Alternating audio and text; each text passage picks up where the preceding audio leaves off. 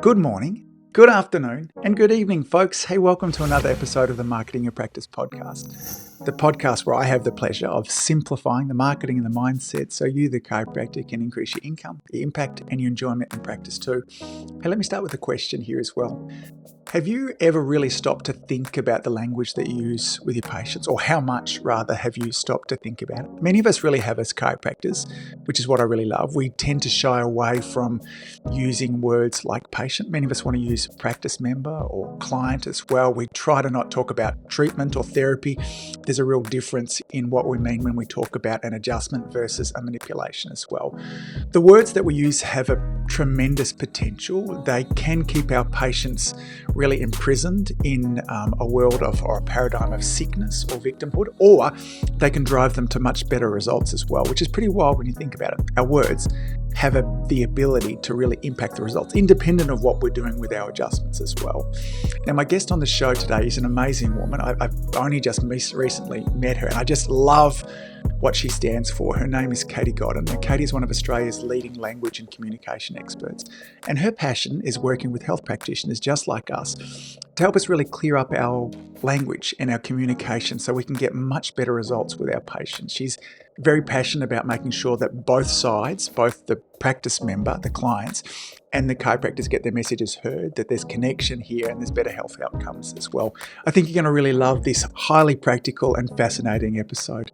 As always, folks, thanks for all that you do. Keep saving lives. Let's go chat with Katie. Katie, welcome to the Marketing Your Practice podcast. How are you? Hi, Angus. I am really well, thank you. Thank you for having me. I have been damn excited to be having this chat with you. Now, we're going to start with this. In the process of me preparing for this, I was doing a good old-fashioned Instagram stalk, and which I loved, firstly. And there was a particular post there that really caught my eye, and I want to read the caption to you that you wrote. And I want to begin our discussion there. So the photograph, for those of you that are listening, and maybe Jason, who edits this, Jason can go through and actually pop the photograph up for us. It is a photograph of you with your insulin pump and the lead kind of leading into your tummy as well. And here's what it says. The heading of it talks about meaning matters. It says, here's my current lifeline. This device is and has been viewed as life-changing and, well, I choose to believe nothing less. For me, it's game-changing. When my boys were little, we used to giggle because their cute little toes used to get hooked in the line. I've been pulled back by it, capturing on the door handle, and sometimes the machine would beep in the middle of an important meeting or training. Now, here's what I choose to make this mean. The language we use to describe the event will ultimately determine how we feel about it. My boy's toes tangled was a giggle moment that mummy was wrapping them in love. And the hook on the doors was a reminder for me to slow down and breathe. And the beep was a sound to bring me back into the present moment instead of mind drifting. Everything only has the meaning that we give it, and we get to choose that. Make a meaning that serves you or your loved ones so you can live longer, happier, and healthier. This changed my life. Now, in particular, there's a sentence I want to explore from this, and that is, the language, Katie, that we use to describe the event will ultimately determine how we feel about it. Tell me more about that.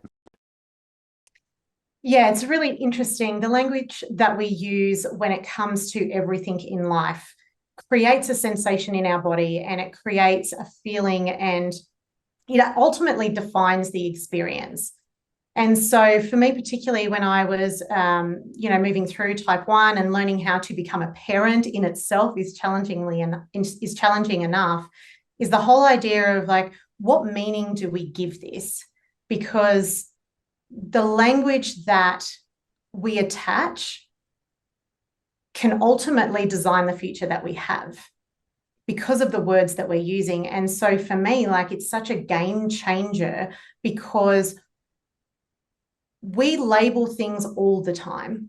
We are consistently and continually labeling things. We're labeling our experiences, our moments, and it's all done through lenses of alteration, I'd like to call them. And so if we can really start to define what they are and give meaning to them that gives us power, that's when we get to change our experience of life.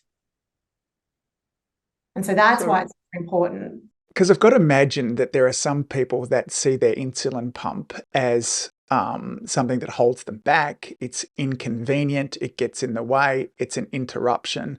And so that's their experience of it. And yet for you, you've changed the language that you use. And so therefore your experience of it is very different.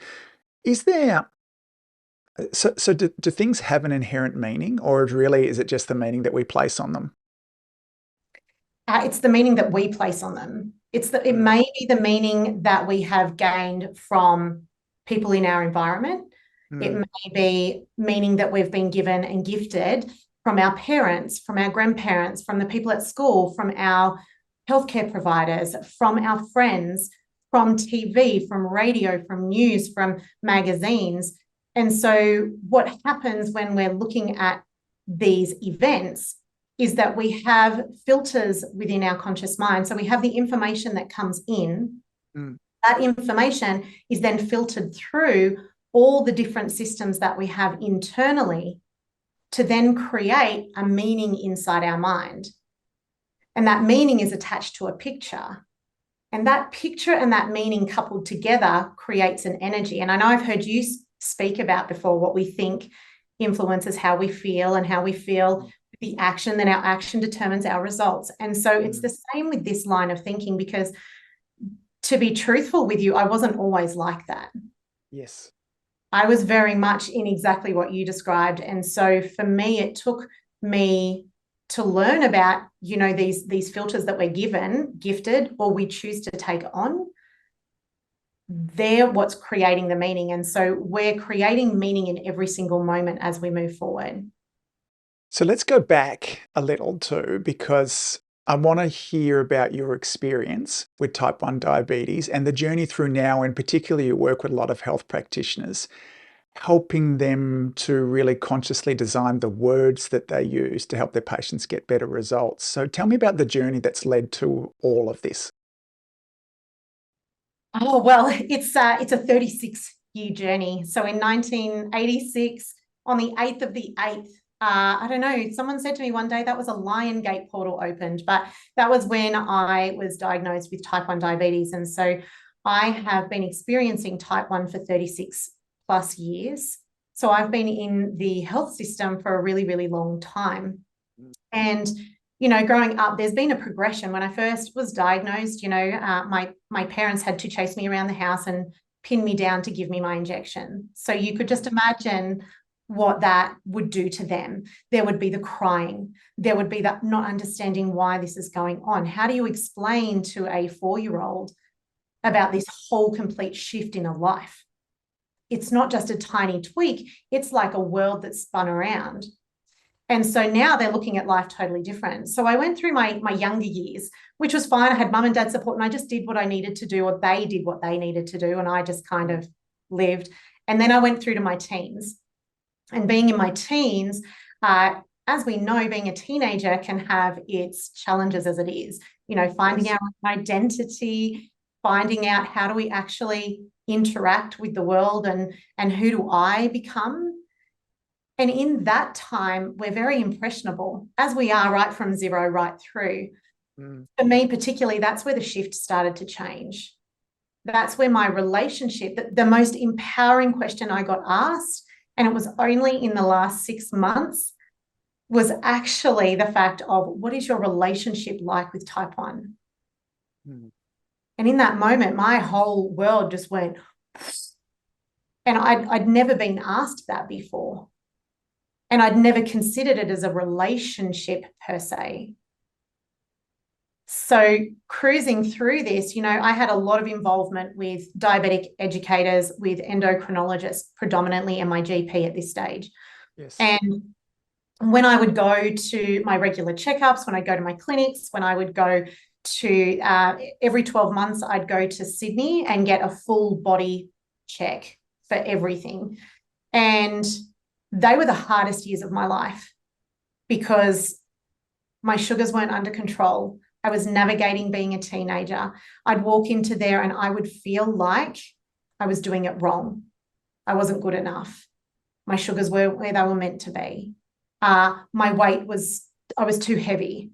This was a problem. I was eating all the wrong things. I was eating at the wrong time. I wasn't taking care of myself the way I should. And now all of these were seen as for the diabetes care. However, somewhere along the way, and I believe it's a compound effect, is that hatred and that pain, that anguish, that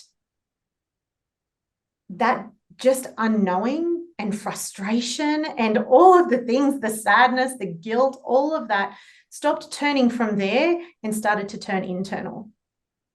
And so all the emotions I had about the diabetes all of a sudden became an internal on me. Right. Because I was the one doing all the work. I was the one getting it wrong. I was the one that was out of control. And so the language that was used to me was, and the way I interpreted it, right? So I take ownership of my part in this growth of what my life experience has been. And all of those things I turned internal to me. And so I started to dislike myself. I started to have a really tumultuous relationship with myself and having the diabetes, because for me at that stage, they were all one. Yes. And so the hatred and the frustration of the diabetes, and you used that word hate before, actually transformed into a hatred and a frustration with yourself. And then how did that show up? Like, how did that impact your life? Yeah. Two ways, which is really interesting. When I looked back on this, it wasn't until I started personal development when I was in my late 20s. I had a bit of a health thing come up when I was 27, and no one could take care of my kids as well as I could, right? I was the mom, like, nobody. And so I went down the personal development, and it wasn't until I started to look at that. But actually, it showed up in two ways. Number one, it showed up as this vivacious person who would take on anything, who would do her best to be involved in everything to be accepted, to be seen as normal. And so I was in all community events. I worked really hard. I had 5 jobs as a teen. I just did everything that I could. And the second part was that I also developed a very healthy taste for alcohol. And I became a real party girl. And now you can imagine having a health condition and having a habit of that is probably not the greatest mix in the world, but I'm going to own it because I never used to. But the truth is that what I was doing was trying to be normal. I was trying to be that person because they'd go, it must be hard not to be normal. You know, conversations with people, oh, it must be hard to be a diabetic. And I'd agree and be like, yup. And so that would then send me into the deep end. So I would just go out to be social. I would do all the things. And then I would be the party girl. So first there, last to leave, at a detriment to my health. And it wasn't until I had a wake-up call with my kids that I went, oh, hang on a sec. Whoa, something's got to change. Was it ultimately just a search for self-worth? Is that underneath it all there too? Because when you talk about kind of self-acceptance, there too, is self-acceptance and self-worth, are they same things, or are they different? For me personally, and this comes back to that, like what meaning we give things, is for me, self-worth and acceptance are different. Yes. Just in my model. So for me, self-acceptance is actually knowing who I am at my core. Yes. And I am not my diabetes. I am not my autoimmune conditions. I am not any of these things that we label ourselves with. So when someone said to me, who would you be without your diabetes? It flipped my lid. That was the moment I realized I identified with being a diabetic. Yes. Who am I without that? And then, so what happened? Tell me more about the breakthrough that happened at 27 and as a mum that led to this big shift in realization. This was massive for me. This was really such a pivotal moment. And it was all about the physical. So in diabetes care, we have to go and get yearly bloods done, And one of the major ones that they work on is my HbA1c, but we go through all the different elements. And most of the time when I used to go to my doctors, you would, and I'm sure your listeners have probably had this as well, where the doctor sits across from you and the computer screen faces them. That's the standard. They sit behind the desk, you sit on the other side, you have your consultation and you continue. This one time we were in a smaller room and the doctor's computer was actually facing me with my blood results. And one of them was my thyroid levels. Now, my antibodies were at 1500 plus. And I saw that they were red. And we all know what red means, right? Red means, danger. And so I just stopped him and I said, what does that red number mean? And he said, oh, it's just your antibodies. It's just a high, but it doesn't register past 1500. We'll just leave it and we'll see how your thyroid goes. I said, well, what do you mean? And he said, when your thyroid gives in, then we'll medicate you. Oh, interesting. And in that moment, my heart sank. I had 2 young children. I'd had 2 traumatic births. First, I nearly lost my life with my son. And the second one, my son nearly lost his life. And so I'd been in this spiral of PTSD and anxiety from 2 traumatic births. They're both healthy and beautiful now. But I sat there and I just went, oh, it was like all the fears that had come through. So I'd been told my whole life, you're going to get diabetic complications. You might have your limbs amputated, kidney failure, blindness, all your systems shut down. And so I'd been warned of this since being 4. And at this stage, I was 27. Yes. And so when he told me that and my thyroid would give in, straight away I went in, and in my mind was this whole forward pace, looking at my future, what it was going to look like with complications. It was like, oh my goodness, reality has just hit. And I thought, this can't be true. This can't be true. And so I kind of went into a place of just not knowing and not wanting. I didn't want the complications because I knew what that pathway looked like. I'd been to clinics where that pathway was shown to me and I chose not to go to them anymore because I didn't want to see that and I didn't want to experience that as in my life. And so that took me to a place of diving deep into holistic health. So I left that doctor's office and I dove deep into looking at how did people change this? How did others do it naturally and just on my own? And so I dove into that. I shared with my endocrinologist what I was going to do, talking about eating anti-inflammatory foods, removing inflammatory foods, and how could I just make the change? And so I just did this self-searching and went to my endocrinologist and she said, oh, Katie, it's great you're doing these things. However, you're diabetic and so you're never going to be able to get that below 1,000. 18 months. And I walked out of that room crying, sat in my car, rang my husband, who's my number one supporter. And I told him what happened and he said, oh, you're not going to listen to that, are you? Since when did you listen to others? And I was like, oh, you're right. Where is that, Katie? Here she is. Man. And so yeah. So I went ahead anyway, Angus. It was magical. And within 18 months, I dropped that number from 1,500 plus down to 245. Yeah, great. Well done. And so that's what got me on this journey of health, because then I realized after that, then I had the mindset work. Then I had to deal with the PTSD and the anxiety. And then that's when I found linguistics. And then that's when I found how I speak to myself, how I speak to others, what I listen to, what I take on is going to shape my reality. And it was in that moment that I started to find power of like, that was the key for me to unlock and actually start to live life rather than just survive. And so you talk about, and we mentioned this earlier, is that Katie is somebody who experiences type 1 diabetes. And the normal language, the normal that we would talk about would be Katie is somebody who has type 1 diabetes. How has the differentiation between those two words, why did you choose that particular word? And how does that change things for you? That word is so important to me. When I've done a lot of work on myself, I've done a lot of mindset work around my experience with type 1 that I'm currently in. And a lot of the parts of where there was what I call a charge in my body. So where did I feel a charge and where didn't I? And what was it that I could step into? And, people would ask me about living with type 1 and I just wouldn't want to talk about it. I'd give them a short answer and that'd be it.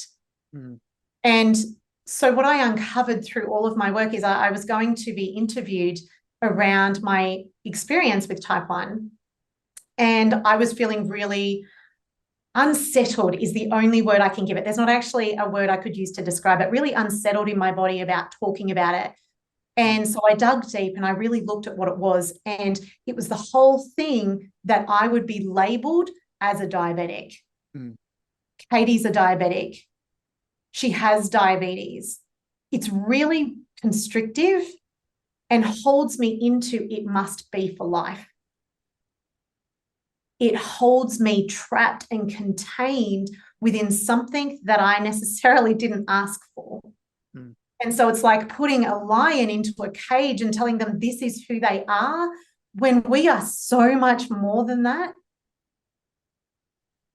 And I didn't realize that all of the disharmony that I was feeling around it when I'd have conversations with people, when people would ask me, when I'd go to share my story, when I'd talk to doctors, I wouldn't even talk to them. My healthcare providers, I would just close my mouth, do what they told me to do and move on. Yep. And so for me, it really started to open up this whole world of I am a diabetic. I have diabetes. I'm living with. Well, yeah, cool. That's okay. And for some people, it may not be a thing. It was so deeply inwound, like intertwined, entangled in my identity that I just wanted to let it go. And I couldn't work out how to. And the simple shift of I was experiencing type 1 allows there to be a different outcome in the future. Because who am I to say that there may not be a way for someone to be type 1 free? Who am I to say that they're confined to the restrictions of a societal belief? Who am I to say that I am going to have this experience for the rest of my life? Mm.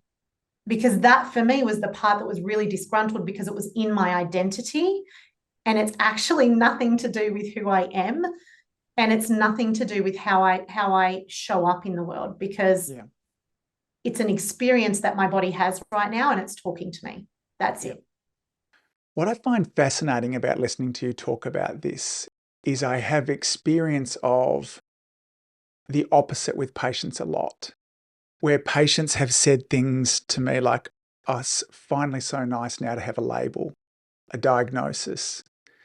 And I always found it alarming. You know, I would hear, we looked after a lot of children in our practice, and my wife does too now. Particularly, she looks after children who are, you know, on the spectrum to some, you know, learning difficulties, those type of things there too. And we often see parents searching for a diagnosis. I want to, yes, he's got ADHD, or, you know, she's got this going on there too. Now, I find that really dangerous because then we get put into a pigeonhole of what we can expect from this child, what grades they go into. They're given, for lack of better terms, excuses or ceilings for where they can achieve. Yet for some parents, it just brings them tremendous comfort. How do we deal with that? It's not something that, you know, I definitely don't have a pathway to help transition and move people into seeing the ceilings that it creates upon them. So what would your advice be in those situations? Oh my gosh, there's so many little elements to that. And that's when I talk about the conscious use of language is it's a lot about training and conversational discussions, because what's happening here for those parents is there's such a fear of the unknown. Mm. So if I think about my mum, for example, I was losing weight. I'd started to wet the bed. I'd had changed personality. I was sleeping a lot more. I was sick all the time. And she was searching for an answer. Now, our unconscious mind will continue to search for an answer until it gets something. So when there's something wrong that we can't explain and it's unknown, to give it a label is what brings it the comfort. Mm-hmm. Now, there's a difference between being given a label and living the label. Yes. Okay. Yeah. So my body shows symptoms of type 1 diabetes. So their bodies are showing symptoms of ADHD, showing symptoms of autism. And so the comfort for the parent, because it's their baby. Like, I know you love your kids, and I deeply love mine. I've got a 13-year-old and a 10-year-old, 11-year-old. Well, he'll get cranky at me at that. But we love them so deeply that they're out of control. They don't have control over this situation. They feel like their world is turned upside down. They have so much emotional, mental. If you think about, and we won't discuss it, but if you think about the fear that that parent would be having in that moment, they just want an answer to know that there's a pathway, that there's something that's going to be okay. Where the transition happens is after the trauma, after the fear, and this is in my model, is that's when we can start to have conversations.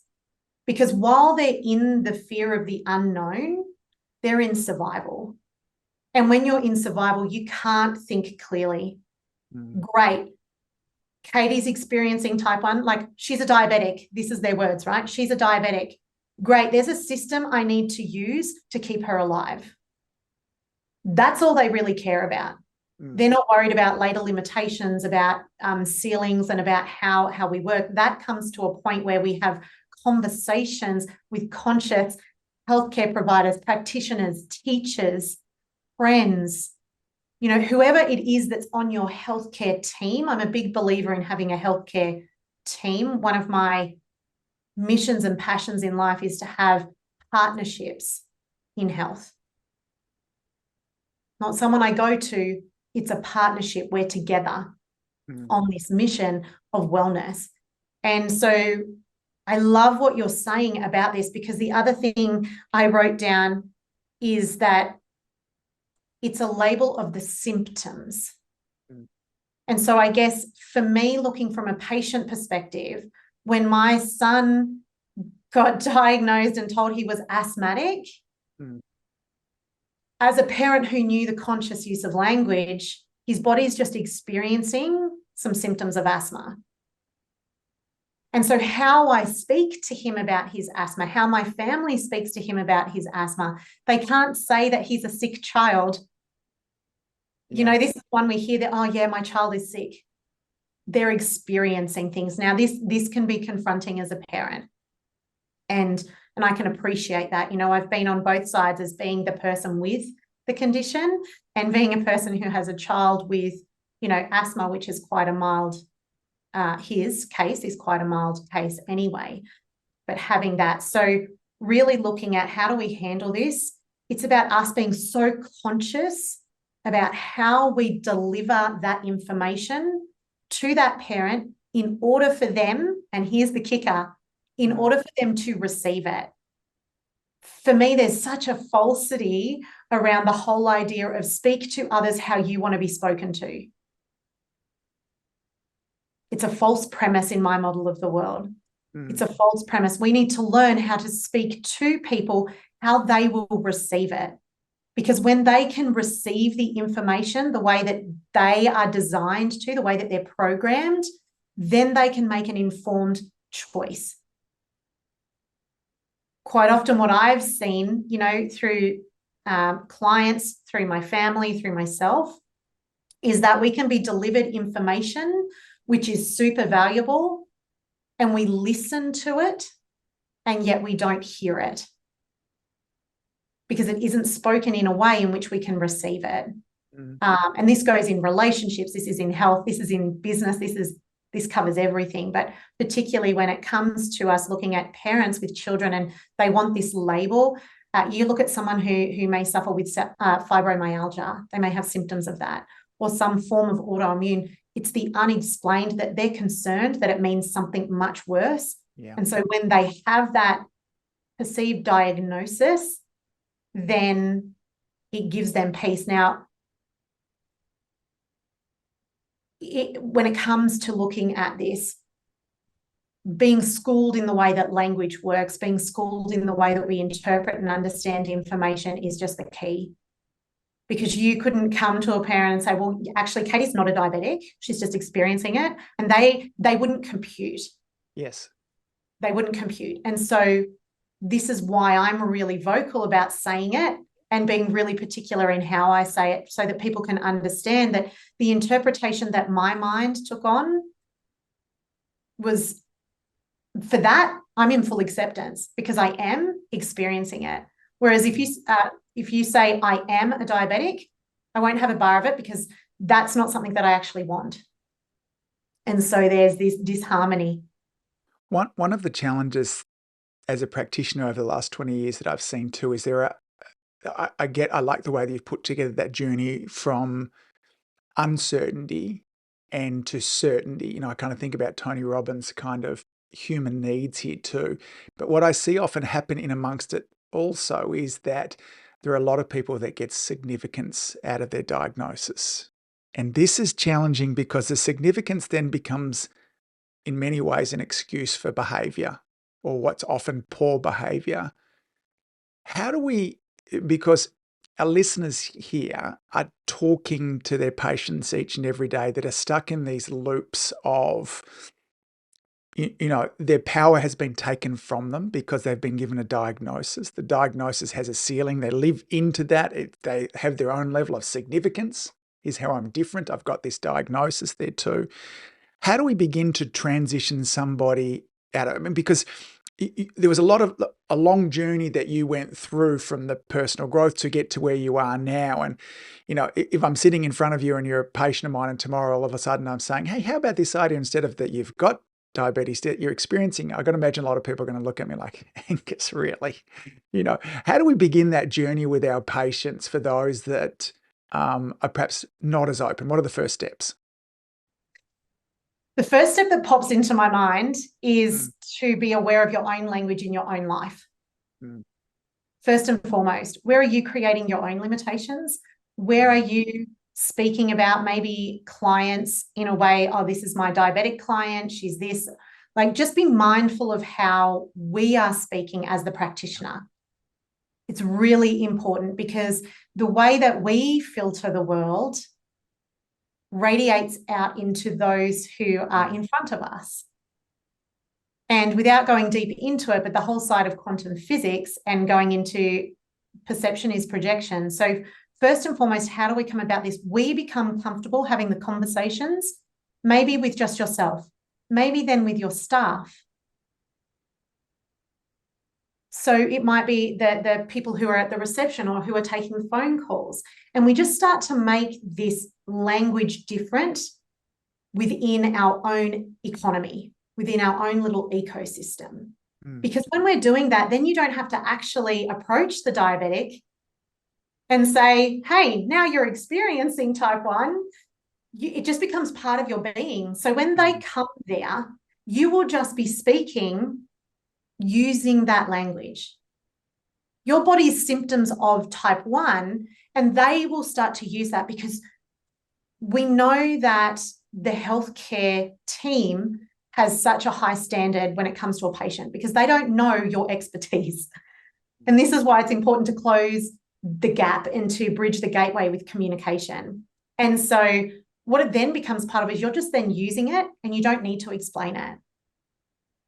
So Katie, I see your results here. It shows that your body is showing us symptoms of an autoimmune condition, which some people call Hashimoto's. It's just showing symptoms. So just those simple words can take us out of the hold. And now we know that as practitioners, when it comes to changing a whole person's belief system, it takes time and it takes commitment from that person, which is why I also advocate that the patients need to learn how to express themselves, what they need, what they're understanding, what questions they have, because this is where we talk about it being a partnership. And so the first step is to do the internal work with you. Start to think about, well, how could I be presenting this information differently so that it could be heard? The second thing is to speak in a language that your client will understand. Now, my understanding, and I mean, Angus, you'll be able to add to this, I'm certain, is that when you have patients coming in, is that you go through a questionnaire on what's showing up in their body right now, particularly in chiropractic. You know, I've got a chiropractor. Where's the pain? What's going on? What's happening in your body? I just wonder what would happen if you understood their communication style. I wonder what would happen if you understood their listening style. I wonder what would happen if you used words that they could hear rather than just your own default words. So let's stop on that point for a moment too. So one, how would we find out their listening styles and what words might work for them? And can you give me an example of how that might change? Yeah, cool. So if we think about a listening style, we can have a listening style that is inferential or literal. So if I asked you, if I said to you, Angus, I'm really thirsty, what would you say back to me? I would say, would you like me to get you a drink? Great. There's going to be some people who would just go, okay. Because you've inferred that actually what I want is a drink. Right. Whereas the literal person's like, okay, you want a drink. Yeah, got it. And they're going to do nothing about it. So if your client is literal, they're a literal listener, they will need to be spoken to literally. Like literally, Katie, these are the steps you need to follow. If you give me any ambiguous meanings or ideas, or you present it in a way that is what I'm a literal listener. And so if you give it to me in a fluffy way, I'm going to be confused because I'm going to be thinking, I don't actually know what he wants me to do right now. So really clear, defined instructions. I love, you had an interview with a man who was talking about he gives his clients 4 direct steps when they leave the practice that they need to do. Yes, yes. And so for me, I went, oh my goodness, that's exactly what I need. I need to be told exactly what to do, the action to take to move forward. Now, I've been to a chiropractor before who said, cool, Katie, and gave me about 10, 15 things. Try some of these out, see how you go. And I'm going, because for me, she's the expert and I want her to tell me my steps that I need to take because I'm literal. Whereas someone who's inferential might go, oh, great. So I can do those yoga moves. I can do that exercise. I can do that, insert whatever it was that was the suggestion. Yes. So being able to understand that. Now, you can craft questions within the system that you have in order to find that out. Can you give me some examples of what those questions might be? Well, if we're looking at your audience as chiropractors, you could just literally ask them, do you need to be told something directly? Or do you like to sort of bring information together yourself? So it can be a really broad question. And they'll be like, no, tell me directly. Yeah. Or they will be, oh, I like to sort of piece information together myself. Yes. Another question that you could ask someone is like, oh, do you really like to know the big picture of things? Or do you like to know the details of a project that we would do together? Or is it little bits of information and the big picture you need? And so you're going to start to learn the different systems that what we call is meta programs. So they're the unconscious programming that people aren't even aware of. And now as practitioners, if that isn't part of the process, you can just start listening for people. You can start listening to them as they're speaking to you, and you'll know if they need the details. And you'll know if they're literal people because they'll look at you and they'll give a confused look, like a, And the confusion could be that they need the list written out. And you just ask them, would you like me to write a specific list for you? And they'll say, yeah, that'd be great. Or you could say, oh, no, just write down some ideas. That'd be awesome. Okay. And so once we start to really look at the communication that they want, if we note that in their file, we know that when we go in, we can just be direct. We know that if someone likes their information to be processed inferentially, we could tell them a story and they'll get the story. But if you tell me a story, I don't necessarily get the story and I'm looking for your direct point. Are you with me? Does that make sense? Yeah, totally. I mean, I could just see that, for me, that I could just add a couple of questions to my initial consultation form there too. It would be, let me start it there. And to me, that's a sign of great compassion for my patients. I want to find out how you learn and how you listen, and so that I can give you all the information so you can make the best decisions and get the fastest and best results. Like win-win, that works really great. I imagine there would be a section of people, Katie, that would say, hey sister, you've been fucking delusional here. You've got diabetes. Deal with it. Okay? Like this is, I got to imagine that happens to some extent, and that, let's move on with it. This is a denial issue that you've got going on here. Or, my job as the practitioner is to tell patients what they've got going on. Okay? That's my job there too. What are your thoughts around that? So much, because that was me. That was me Yeah. before. Like, these people have lost the plot. What is wrong with them? Yeah. And the truth is yes, that is your role. But your role is to have best practice with your clients. Ultimately, that's the role. Now, if the clients aren't paying attention, so for example, I didn't go to any health professional for over 6 years. Yeah. Because I felt judged, I felt mistreated, I felt misunderstood, I felt unsupported. And so for me, the truth is that we as, and I'm a practitioner, right? Like, I'm a coach, not a healthcare practitioner, but a coach. And over the 12 years of studying this stuff innately, especially autoimmune, inflammation, all of those, is that if they think I'm delusional, that's cool. But if they checked in with their clients, how do they actually feel? Are they leaving your practice feeling supported? Are they leaving the practice feeling heard? Are they leaving the practice feeling connected to you as a practitioner? I need a poll on my Facebook page, like, just out of curiosity, because I thought, am I the only one? Like, is this just a Katie thing? And I asked what was most important in healthcare besides your qualification, right? So being in chiropractic, I'm not going to go to someone to do the adjustments who's not a chiropractor. It just feels unsafe for me. Good decision. Yeah, thanks. Yeah. So your accreditation is important. However, beyond that, what is everybody looking for?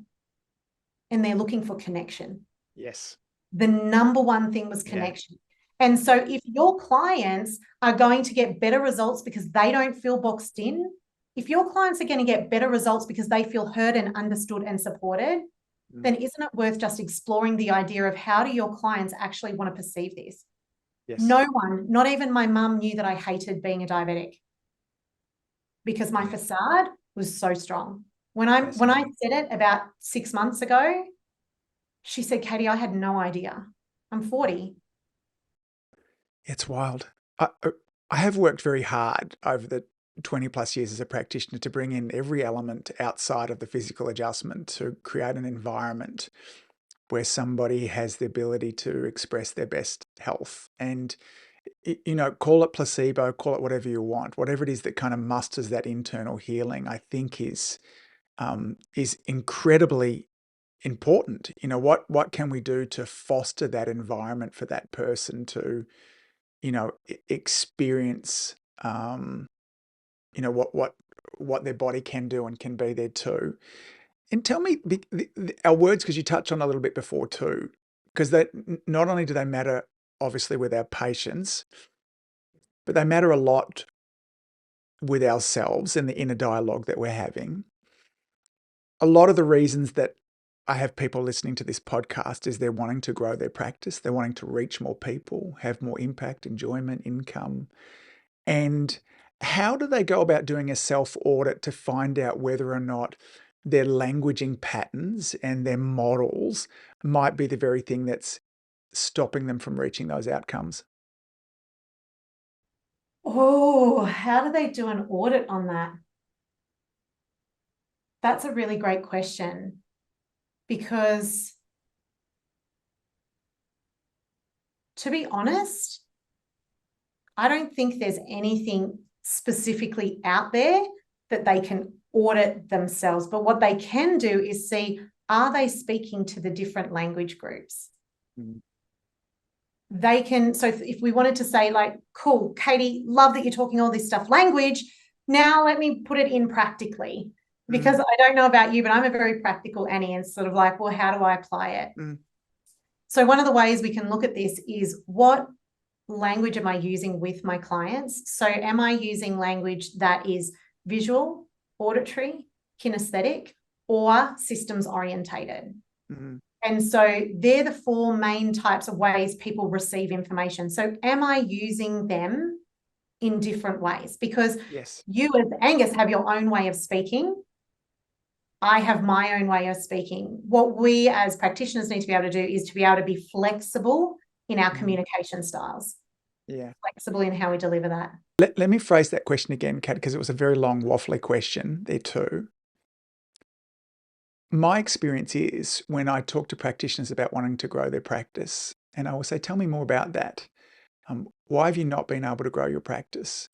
And they might say things like, because it's really difficult, because I don't have the time, because I'm not outgoing and I don't have the personality. And they will tell me, and I can see what they're giving me is a whole bunch of what they think are facts that are actually stories, and the stories that they believe are true. And this is what's getting in the way of them. But often the most difficult thing, Lauren and I were laughing about this the other night. We were talking about three of our dearest friends. And in as little as 15 minutes, we had clearly articulated to each other all the things they needed to do to fix their lives, their businesses, their families. Like, just ching, ching, ching. It's very easy. And I laughed because I said to Lauren, I said, I wonder what they would say about us. Like, what are they seeing that we can't see? That we're stuck, we're a fish in water, that we can't see the water. I find, for me, it's most difficult for me to recognize my language patterns because they are so inherent, they're so inbuilt. How do we go about finding those things? That's kind of what I meant of, you found the way you described yourself and it led to a breakthrough. How do we find that in ourselves? I love what you're asking. And the way that I find it most effectively is challenging my conversations internally or externally, and asking myself, because it's really important. I saw a live on your Instagram the other day where you were talking about stories and beliefs, and they're the same thing, right? We have these narratives run. And so one of the tools that I particularly use is I ask myself, is it truth or untruth? And so I challenge myself all the time. And so when I'm saying, oh, I can't do this post, or I'm not confident enough, well, is it truth or untruth? Great, it's untrue. Well, what's the actual truth? So I challenge it. If they say that actually it's truth for me right now, great. Then I ask myself another question. I wonder what it is that I need to do in order to strengthen that. I wonder what else is possible. One of the biggest things I see people who come to me in my work is the whole fact that they are conclusion-based. We're very much stuck in the story. Yes. And so becoming aware of your stories, and some people do this through journaling. Some people do it through having a coach to talk it out with, which, in your industry, you've got your mastermind. And so there's many ways we can do it. And one of the best that I have found is when I have a feeling come up, I kind of walk through a 3-step process. I capture it. When I feel a feeling in my body of discomfort, disharmony, whatever you want to call it, I just stop. And I get really curious, because we're a community of making statements rather than questioning. Yes. And so when I stop myself, rather than saying, I am this, I'm curious. I wonder what's going on inside of me. Cool. Then I let it come up. Oh, I'm feeling a bit nervous. Great. What specifically am I nervous about? Oh, I'm nervous about going to my chiropractor appointment. Great. What specifically am I nervous about? Oh, I don't actually know. Nothing? Oh, so is that true or untrue? Mm. It's untrue. Oh, I got nothing to worry about. And so I can just bust my own beliefs moving through. But that audit is about stopping and asking a question. Yeah. And then choosing something else, choosing something different. Because when we know we're stuck in story, that's one version of what's possible. There is an infinite amount of possibilities out there, and we're just choosing that one. Mm. And I so think, questions get us out. yeah. Katie, I have a whole list of questions here that clearly is going to need to be a round two because we haven't even got into possibility. I love the word possibility, and I love what opens up when we start to have a discussion in around that. So I hope in the new year you'll come back and we'll have a discussion around possibility. Between now and then, if my listeners want to hear more from you, see more from you, experience more from you, where's the best spot for them to go to get more of Katie? They can find me either on Facebook or Instagram under Katie Godden, or on LinkedIn as well. Yeah, I'll have all those links in the show notes as well. Katie, thank you for doing all the beautiful work that you have and for sharing that with my listeners today. I'm very passionate about this. I think for a long time in healthcare, there was a real hierarchy, and the doctor was the boss. And we see this on the television shows that really portray that it's very was it male dominated misogyny that is really shifting nowadays. And I think the health relationships, as you do, the future are partnerships. The health practitioner is a guide. I like the metaphor of Yoda and Luke Skywalker, and in the book Building a Story Brand, like our patient is the hero, okay, and we're there just to be the guide in that. And I think if you as a practitioner get really good at doing that, you'll get very, very busy. So thank you for being so ace today. And I really do look forward to us coming back and having a round two again. Any final thoughts as we finish up? No, I just love the part there about partnerships and connection. It's all about relationships and communication, and that will just create raving fans, retention, and a dream practice. Yeah, beautiful. Katie, have a beautiful afternoon. I look forward to chatting soon. Absolutely. Thank you, Angus. If you've enjoyed listening to this podcast, you have to come and check out my Community Influencer Program. It's my monthly coaching program where we take all this material and I'll work with you to help you apply it, implement it, and systemize it. The Community Influencer Group Coaching Program is designed to help you increase your practice income, impact, and enjoyment. Join me over at anguspyke.com/join. That's anguspyke.com/join. I'd love to see you there.